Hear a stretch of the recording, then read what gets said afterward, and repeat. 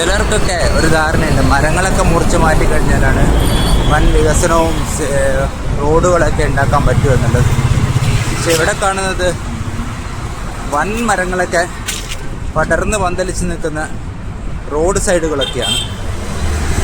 നടന്നു പോകുന്നവർക്ക് ഇത് വളരെ വലിയൊരു അനുഗ്രഹമാണ്.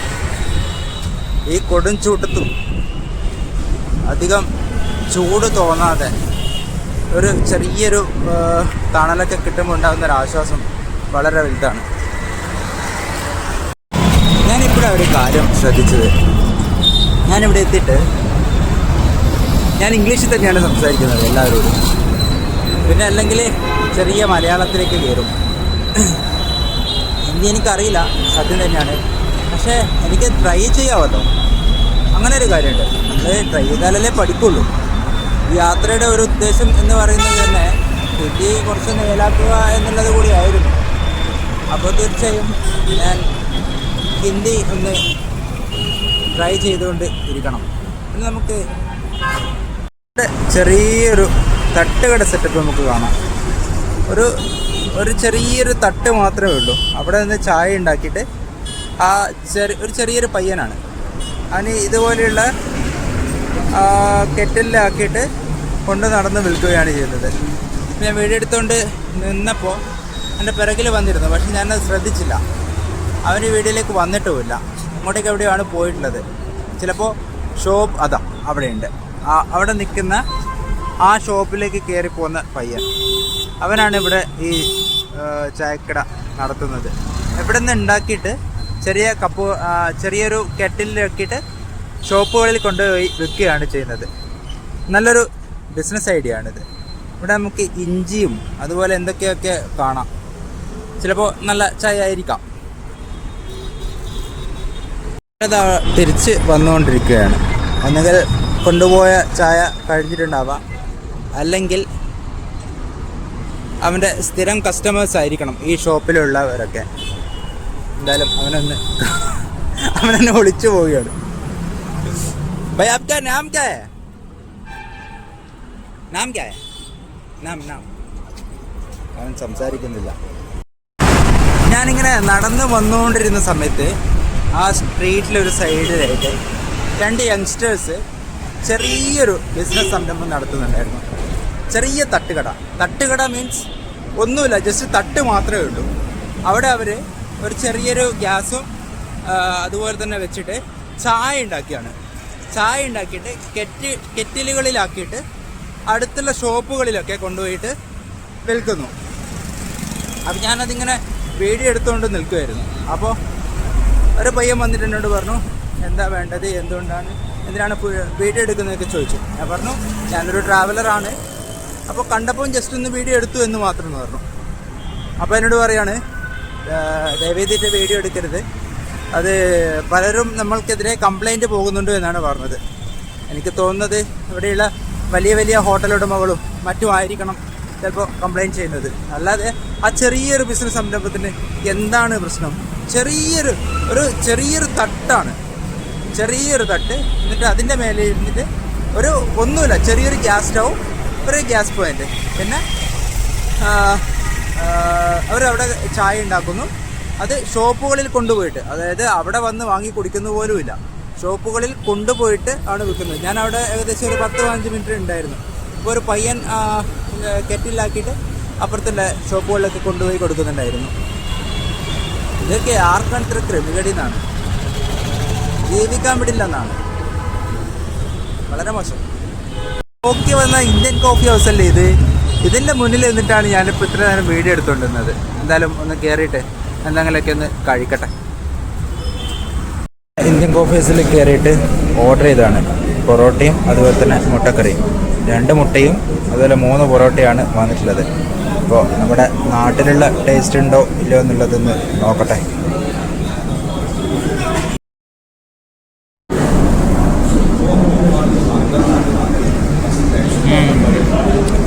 നമ്മുടെ നാട്ടിലുള്ള ടേസ്റ്റ് പൊറോട്ടയ്ക്ക് ഉണ്ട്.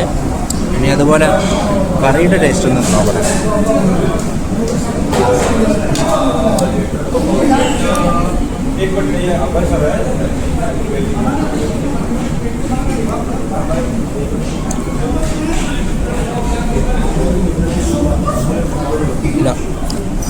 കറി നാഗ്പൂരി സ്റ്റൈലാണ്.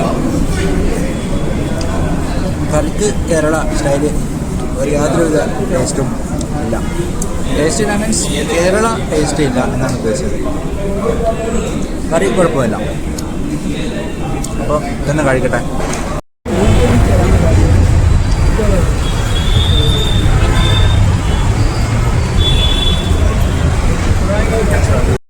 പെട്ടെന്ന് നോക്കുമ്പോൾ കഴിച്ചുകൊണ്ടിരുന്നവരൊക്കെ ഇറങ്ങിയിട്ട് ഒരു ഓട്ടം പക്ഷെ വല്ല ഭൂകമ്പോ മറ്റാണോ എന്ന് നോക്കുമ്പോഴാണ് ആ മറ്റേ ഇത് വണ്ടി പിക്കപ്പ് ചെയ്തുകൊണ്ടിരിക്കുന്ന കണ്ടത്. പിന്നെ അവരെ പറഞ്ഞിട്ട് കാര്യമില്ല.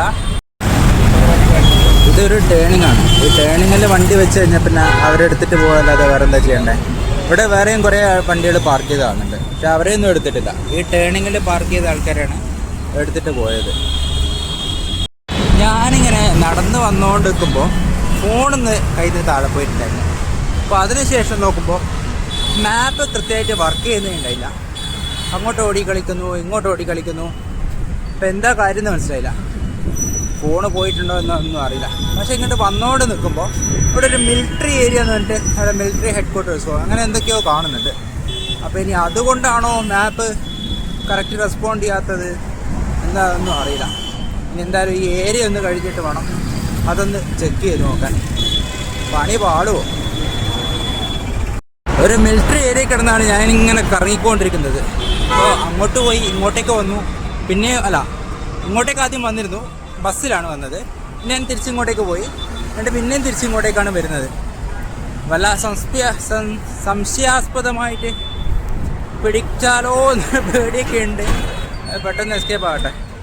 പിന്നെ ഇവിടുന്ന് ഈ മിലിറ്ററി ഏരിയ ആയതുകൊണ്ടാണോ എന്നറിയില്ല, മാപ്പ് കറങ്ങി കളിക്കാണ്. എന്തായാലും ഇനി കുറച്ച് ദൂരം പെട്ടെന്ന് ഇവിടുന്ന് പോകട്ടെ. ഇപ്പം നല്ല ട്രാഫിക്കാണ്. ഇപ്പം ബൈക്കുകൾ മാത്രമാണ് കൂടുതലായിട്ട് കാണുന്നത് ഈ സമയത്ത്. ഇഷ്ടം പോലെ ബൈക്കുകൾ. പിന്നെ ആ മറ്റേ ടുക്ക് പോലത്തെ ഒരു ഓട്ടോ, ഷെയർ ടാക്സി പോലത്തത്, അതാണ് ഇവിടെ മെയിനായിട്ടുള്ളത്. ചെറുതായിട്ടൊരു പണി കിട്ടി. അപ്പോൾ ഞാനൊന്ന് ഹിന്ദി ട്രൈ ചെയ്യാൻ വേണ്ടിയിട്ട് ഒരു ചേട്ടനോട് ഈ ബൗദ്ധസ്തൂപയിലേക്ക് എങ്ങനെയാണ് പോവാന്ന് ഹിന്ദിയിൽ, എനിക്കറിയുന്ന ഹിന്ദിയിലാണെന്ന് കാച്ചി. മറ്റേ സലീം കുമാർ പറഞ്ഞ പോലെ മൂർഖനെയാണല്ലോ ചവിട്ടിയെന്ന് പറഞ്ഞ ചേട്ടൻ ചാറ പറയും ഹിന്ദി. അപ്പോൾ എനിക്കൊന്നും മനസ്സിലായില്ല. അപ്പോൾ ഞാൻ പകുതി ഇംഗ്ലീഷും പകുതി ഹിന്ദിയൊക്കെ ആയിട്ട് സംസാരിച്ചു. എനിക്ക് സംസാരിക്കാനല്ലേ അറിയുള്ളൂ, മനസ്സിലാക്കാൻ അറിയില്ലല്ലോ സാറേ എന്ന് പറഞ്ഞിട്ട് ഇനിയിപ്പോൾ എന്തായാലും പകുതി ഇംഗ്ലീഷും പകുതി ഹിന്ദിയിലും സംസാരിക്കാം. കേൾക്കുന്ന ആൾക്ക് മനസ്സിലാവണം എനിക്ക് ഹിന്ദി അറിയില്ല എന്നുള്ളത്. എന്നാലും മാത്രമേ ഇവിടെ കാര്യമുള്ളൂ. എന്തായാലും നോക്കട്ടെ. ഞാൻ വീണ്ടും 0 മൈൽ സ്ഥലത്തെത്തിയിരിക്കുകയാണ്. ഇനിയിപ്പോൾ അങ്ങോട്ടേക്കാണ് എനിക്ക് പോകേണ്ടത്. അവിടെ ഒരു ബ്രിഡ്ജാണ് കാണുന്നത്. അതെങ്ങനെ മറികടക്കുന്നുള്ളത് അറിയില്ല. ഇന്നലത്തെ പോലെ വല്ല ലിഫ്റ്റും കിട്ടിയിട്ടുണ്ടെങ്കിൽ നന്നായിരുന്നു. എന്തായാലും പോയി നോക്കട്ടെ. വീണ്ടും നടന്ന് ഒരു പരിവായിട്ടുണ്ട്. ഇപ്പം പിന്നെ തണലത്തോടെയാണ് നടക്കുന്നത്. കുറേ നേരം വെയിലത്തൂടെയായിരുന്നു. അപ്പോൾ മാപ്പ് കൃത്യമായിട്ട് വർക്ക് ചെയ്യാത്തതുകൊണ്ട് ഡെസ്റ്റിനേഷൻ കറക്റ്റായിട്ട് എനിക്ക് മനസ്സിലാവുന്നില്ല. അങ്ങനെ ഞാൻ ഈ ബൗദ്ധസ്തൂപയിലേക്കുള്ള ഡൈവേർഷനിലേക്ക് ഏകദേശം എത്തിയിട്ടുണ്ട്. ദീക്ഷാഭൂമി എന്നാണ് ആ സ്ഥലത്തിൻ്റെ പേര്. ഇവിടെ ഇപ്പം ഒരു ഹൈവേൻ്റെ അടിയിലും അതുപോലെ ഒരു മാർക്കറ്റ് പ്ലേസ് പോലത്തെ സ്ഥലത്തുമാണ് എത്തിയിട്ടുള്ളത്. ഇവിടെ നമുക്ക് ഇഷ്ടംപോലെ കച്ചവടക്കാർ, അതുപോലെ ഇഷ്ടംപോലെ ആൾക്കാരെയൊക്കെ കാണാം. ഇവിടെ എന്തോ ഒരു ബസ് സ്റ്റോപ്പോ എന്തോ ഉണ്ട്. അങ്ങനെ ഈ വഴിക്കാണ് എനിക്ക് പോകേണ്ടത്. ദീക്ഷാഭൂമിനെ പറ്റി പുതിയൊരു അപ്ഡേഷൻ കിട്ടിയിട്ടുണ്ട്. ദീക്ഷാഭൂമി സമത്വത്തിന് വേണ്ടിയിട്ട് നിലകൊള്ളുന്ന ഒരു സ്ഥാപനമാണ്. സ്ഥാപനം മീൻസ് ഒരു ആരാധനാലയമാണ്. അവിടെ ബുദ്ധനാണ്, ഒരു ബുദ്ധവിഹാരമാണത്. അപ്പോൾ പണ്ടൊക്കെ നമ്മുടെ നാട്ടിലൊക്കെ ഉള്ളതുപോലത്തെ തൊട്ടുകൂടായ്മയും തീണ്ടിക്കൂടായ്മയൊക്കെ ഉള്ള ആൾക്കാരുണ്ടല്ലോ, അവർക്കൊക്കെ പോയിട്ട് ആരാധിക്കാനും അതിനൊക്കെയുള്ള ഒരു സ്ഥലമായിട്ടാണ് ഈ പറയുന്ന ദീക്ഷാഭൂമി നിലകൊള്ളുന്നത്. ഇപ്പോൾ പുതിയതായിട്ട് കിട്ടിയൊരു അപ്ഡേഷനാണ്. നമുക്കറിയാം നമ്മുടെ നാട്ടിൽ ഒക്കെ ഒഫീഷ്യലായിട്ട് ഇപ്പോൾ നിരോധിക്കപ്പെട്ട സാധനമാണ് ഈ തൊട്ടുകൂടായ്മയും തീണ്ടക്കൂടായ്മയൊക്കെ. അത് പലരുടെയും ഉള്ളിലുണ്ട് എങ്കിലും അതൊന്നും നമ്മുടെ നാട്ടിലത്ര പ്രത്യക്ഷമായിട്ട് കാണാറില്ല. എന്നാൽ ഇവിടെ അങ്ങനെയല്ല, ഇവിടെ അതൊക്കെ ഇപ്പോഴും നിലനിൽക്കുന്നുണ്ട്. അങ്ങനെയാണ് എനിക്കിപ്പോൾ ലേറ്റസ്റ്റായിട്ട് അറിയാൻ കഴിഞ്ഞിട്ടുള്ളത്. ഞാൻ അങ്ങനെയുള്ള ഒരു സ്ഥലത്തേക്കാണ് പോകുന്നത്. അപ്പോൾ ഞാൻ പോകുന്നത് ഒരു ചില്ലറപ്പെട്ട സ്ഥലത്തേക്കല്ല, വളരെ ഇമ്പോർട്ടൻസ് ഉള്ള, മനുഷ്യൻ എന്ന നിലയിൽ ഇമ്പോർട്ടൻസ് ഉള്ള ഒരു സ്ഥലത്തേക്കാണ് ഞാനിപ്പോൾ പോയിക്കൊണ്ടിരിക്കുന്നത്. അപ്പം ബാക്കി അവിടെ എത്തിയിട്ട് കാണാം. ഇനി ഏകദേശം ഒരു 3 കിലോമീറ്റർ കൂടി എനിക്ക് നടക്കാനുണ്ട്. അവിടെ എത്തിയിട്ട് ബാക്കി അവിടെയുള്ള കാഴ്ചകൾ കാണാം. അങ്ങനെ അന്വേഷിച്ച് വന്ന സ്ഥലത്ത് എത്തിയിട്ടുണ്ട്. ഇതാണ് ദീക്ഷാഭൂമി. ഇത് വലിയൊരു ഏക്കറല്ല വ്യാപിച്ചെടുക്കുന്ന സ്ഥലത്ത് ഒരു വലിയൊരു മന്ദിരമാണ്. ഇത് കാണുമ്പോൾ ഇത്രയേ ഉള്ളൂ. ഇതിൻ്റെ ഇമ്പോർട്ടൻസ് ഇവിടെ ഇങ്ങനൊരു മന്ദിരം ഉണ്ടാകാൻ കാരണക്കാരായ ജനങ്ങൾക്കറിയാം. ഇവിടെ ഇപ്പം നിരവധി ചെറിയ കച്ചവട സ്ഥാപനങ്ങളൊക്കെ നമുക്ക് കാണാം. കൂടുതലും പ്രതിമകൾ പോലത്തെ സാധനങ്ങളാണ്. നമുക്ക് അംബേദ്കറിൻ്റെയും അതുപോലെ ബുദ്ധൻ്റെയും ഒക്കെ ധാരാളം വിഗ്രഹങ്ങൾ ഇവിടെ കാണാൻ സാധിക്കാം. അപ്പോൾ എന്തായാലും ഉള്ളിലേക്കൊന്ന്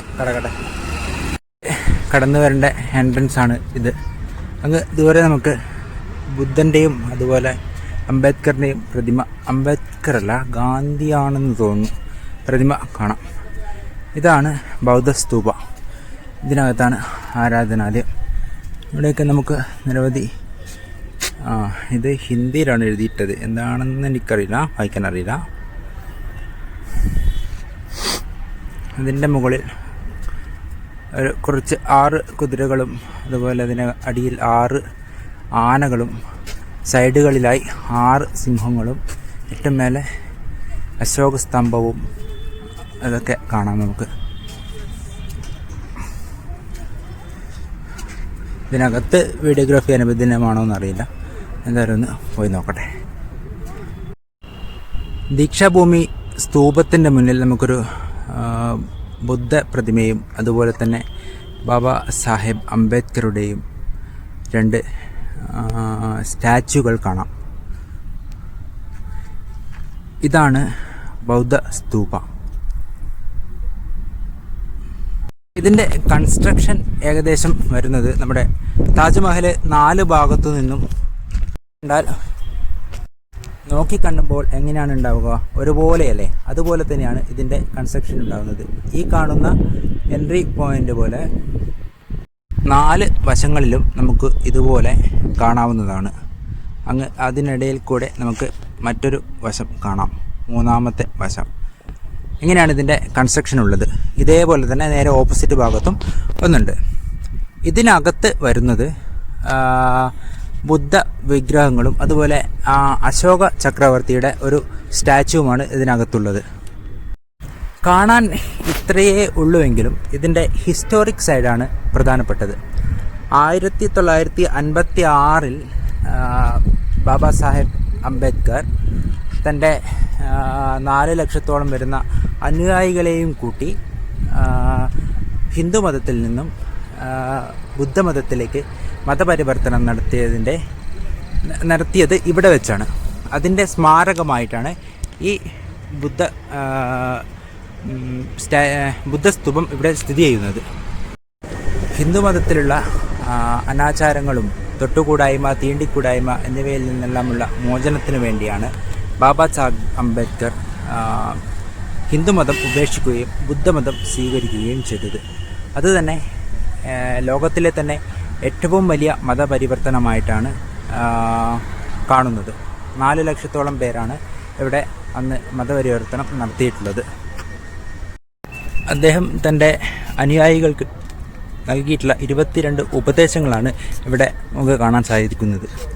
ഇവിടെയാണ് നമുക്കത് കാണാൻ സാധിക്കുന്നത്. 22 was administered by most revered doctor Baba Saheb Ambedkar on the occasion of Dharma Diksha on 14th October 1956 at Diksha Bhumi, Nagpur.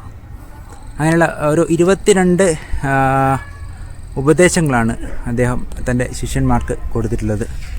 അതിൽ ഏറ്റവും പരമപ്രധാനമായി പറയുന്നത് ഇക്വാലിറ്റിയെക്കുറിച്ചാണ്.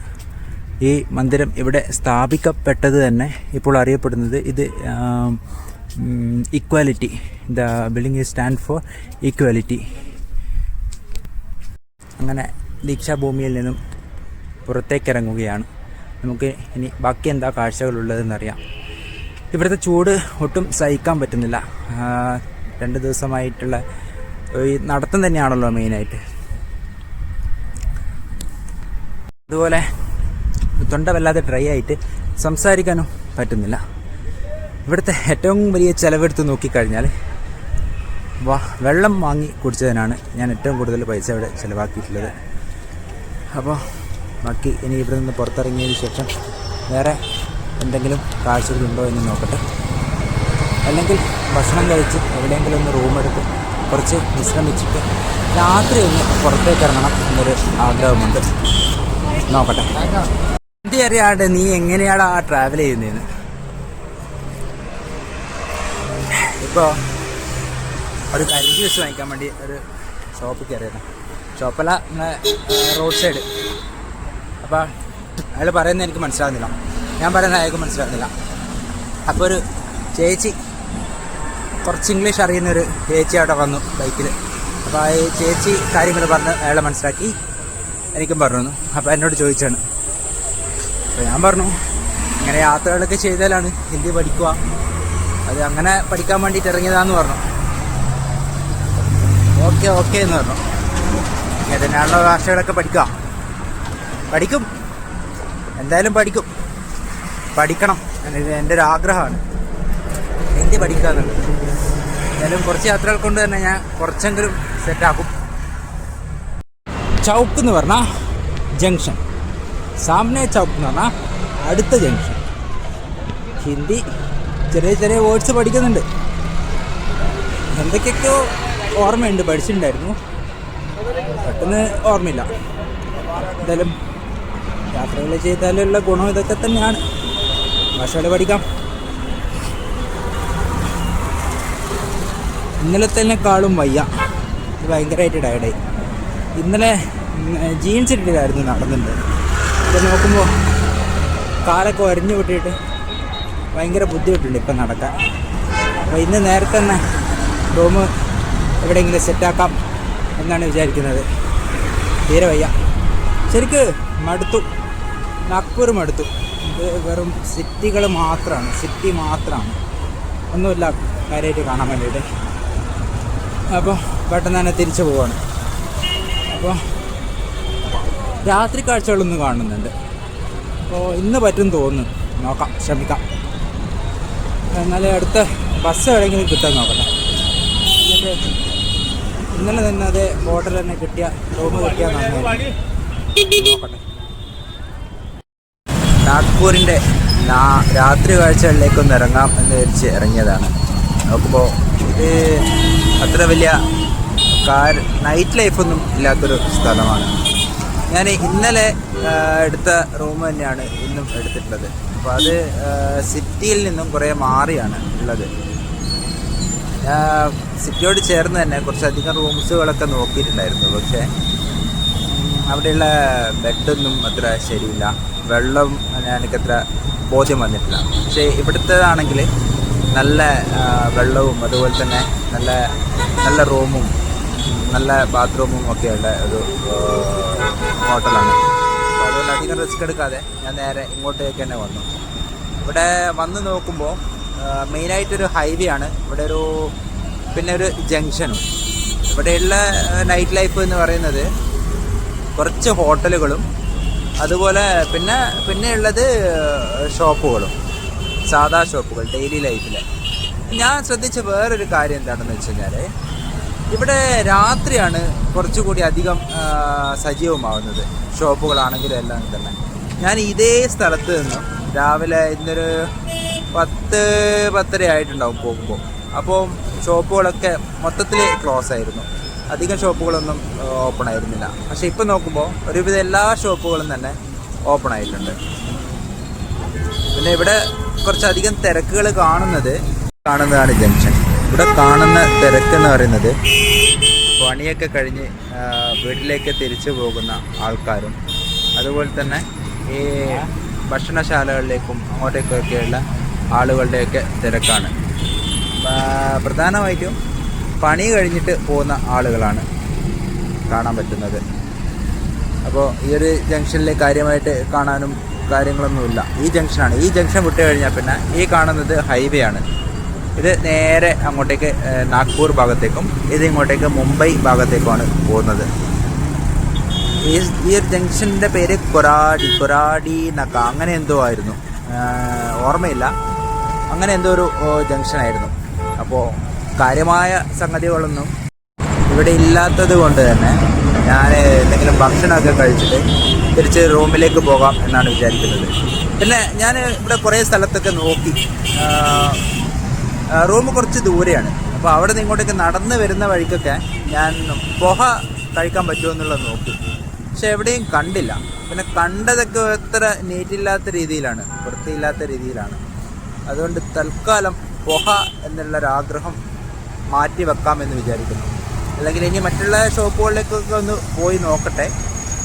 പിന്നെ ഈ വരുന്ന വഴിക്ക് വേറൊരു ഷോപ്പുണ്ടായിരുന്നു, ബിരിയാണി മഹലോ അങ്ങനെ എന്തോ പറഞ്ഞിട്ട്. അവിടുത്തെ ബിരിയാണി നല്ല ബിരിയാണിയാണ്. ഇന്നലെ ഞാൻ അവിടെ നിന്നാണ് ബിരിയാണി കഴിച്ചത്. അത്യാവശ്യം ഹാഫ് ബിരിയാണിക്ക് 110 രൂപ. അത്യാവശ്യം നല്ല ക്വാണ്ടിറ്റിയിൽ റൈസ് ഉണ്ട്.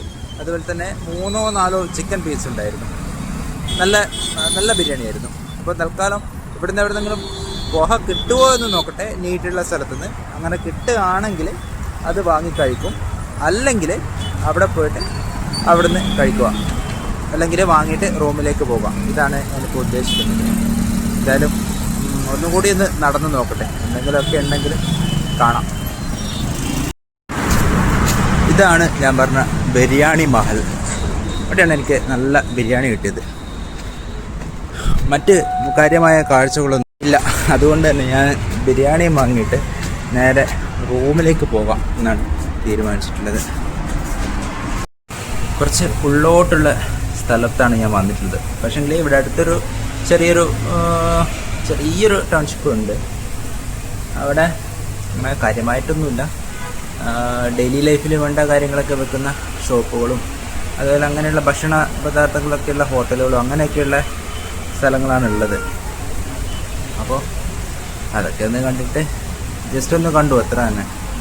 ഒന്നും കാര്യമായിട്ട് എടുക്കാനൊന്നുമില്ല. അപ്പോൾ തിരിച്ച് ഞാൻ റൂമിലേക്ക് പോവുകയാണ്. അപ്പോൾ ഈ ഷോപ്പിൽ വന്നിട്ട് ബിരിയാണിക്ക് ഓർഡർ ചെയ്തിട്ടുണ്ട്. അത് വരട്ടെ. എന്നിട്ട് നേരെ റൂമിലേക്ക് പോയി അവിടെ നിന്ന് കഴിച്ച് കുളിച്ചിട്ടൊക്കെ ഒന്ന് കിടന്നുറങ്ങട്ടെ. ബാക്കി നാളെ കാണാം. Good night.